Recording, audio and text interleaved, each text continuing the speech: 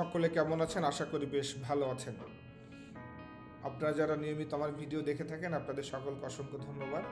আপনাদের অনেক প্রশ্নের ভিত্তিতে অনেক ভিডিও তৈরি করে থাকি, চেষ্টা করি আপনাদের প্রশ্নের উত্তর দেওয়ার জন্য।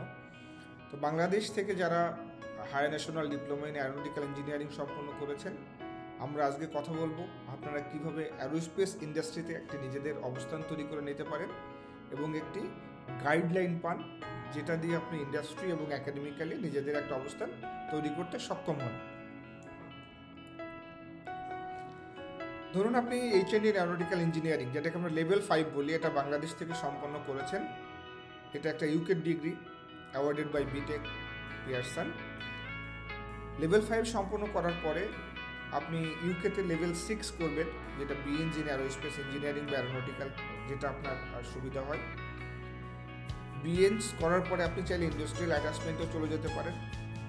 সব থেকে ভালো হয় বিদেশ থেকে যখন ব্যাচেলার্স করবেন 1 বছরের টপ আপ আপনি করতে পারতেছেন।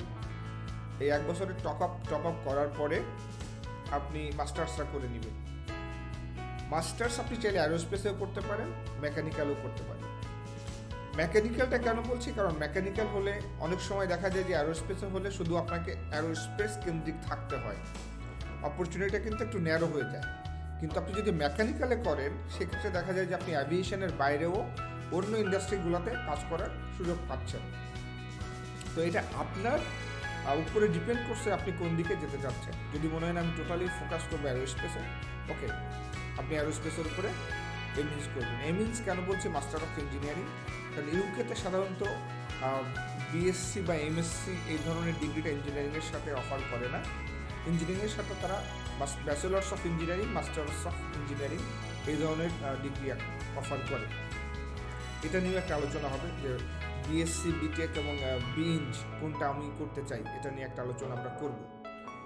তো এমইন্স করার পর বা ব্যাচেলার্স ইন ইঞ্জিনিয়ারিং যখন আপনি করবেন, তারপরে যখন মাস্টার্স করলেন, এখন আপনার ইন্টারেস্ট যেদিকে যাওয়ার, এয়ারক্রাফট বা এভিয়েশন নিয়ে কাজ করার, সেটার উপর আপনি মেজর চুজ করবেন। যেমন অ্যারোডাইনামিক্স নিয়ে কাজ করতে পারেন, স্পেস ইঞ্জিনিয়ারিং নিয়ে করতে পারেন, প্রপালশন সিস্টেম নিয়ে করতে পারেন, সিস্টেম ইঞ্জিনিয়ারিং করতে পারেন, স্ট্রাকচার অ্যান্ড ম্যাটেরিয়ালস নিয়ে পড়তে পারেন, ফ্লাইট ডাইনামিক্স অ্যান্ড কন্ট্রোল নিয়ে পড়তে পারেন, space systems and satellite technology নিয়ে পড়তে পারেন, রোবোটিক্স অ্যান্ড অটোমেশন নিয়ে পড়তে পারেন, এবং sustainable aviation and space exploration বা সিস্টেম নিয়ে পড়তে পারেন।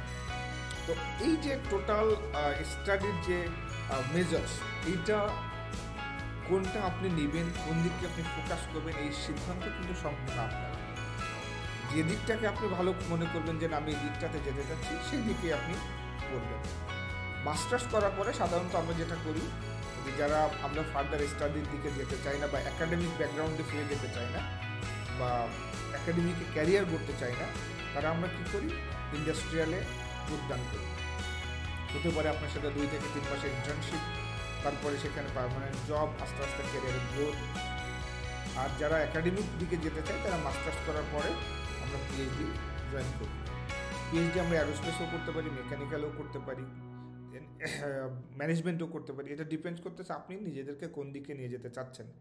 এরপরে যে ইন্ডাস্ট্রিতে আপনি জয়েন করবেন অ্যাজ এ এমপ্লয়ি হিসেবে, সেখানে আস্তে আস্তে আপনার ক্যারিয়ারে ডেভেলপমেন্ট হবে। কিছু ট্রেনিং থাকবে, কিছু সার্টিফিকেশান থাকবে, কিছু অ্যাক্রিডিয়েশন থাকবে। যেমন আমি একটা আর্টিকেলে লিখেছি, যদি আপনারা HND ইন অ্যারোনটিক্যাল ইঞ্জিনিয়ারিং সম্পন্ন করেন, চেষ্টা করবেন যে রয়্যাল অ্যারোনটিক্যাল সোসাইটি থেকে মেম্বারশিপ নেওয়ার, আমেরিকান যে সোসাইটিগুলো আছে সেখান থেকে মেম্বারশিপ নেওয়ার।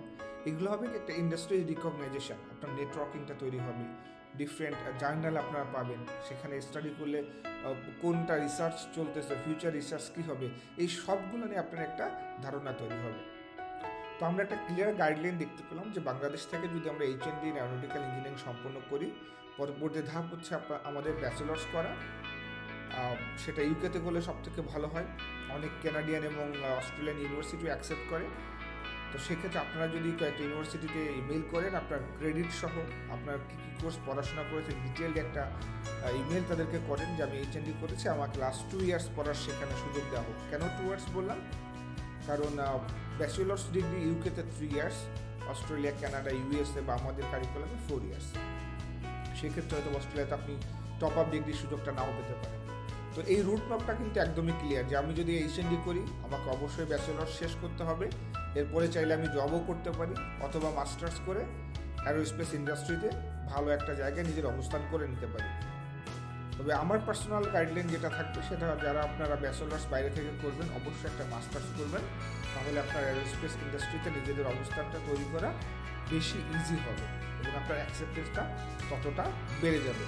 আর যদি 100 জনের টার্গেট থাকে যে ইন্ডাস্ট্রিতে আসবেন, মিনিমাম 25% মানুষ চিন্তা করুন যে আমি পিএইচডি করবো, আমি একাডেমিক দিকে আসবো, কারণ এটাও একটা ভালো দিক। আমরা অনেকেই ইনফ্লুয়েসড হই না, বাট যদি চেষ্টা করেন সম্ভব। এবং বাইরের দেশের পড়াশোনা অনেক স্ট্রাকচার্ড, আপনি সেখানে যদি পড়াশোনা করেন, গাইডলাইন দেওয়া থাকে খুব সুন্দরভাবে, প্রফেসররা থাকবে, একটু কষ্ট করলেই দেখবেন একটা ভালো আউটপুট বা ভালো কিছু পেপারস পাবলিশ করলে আপনি পিএইচডিটা পেয়ে যাবেন।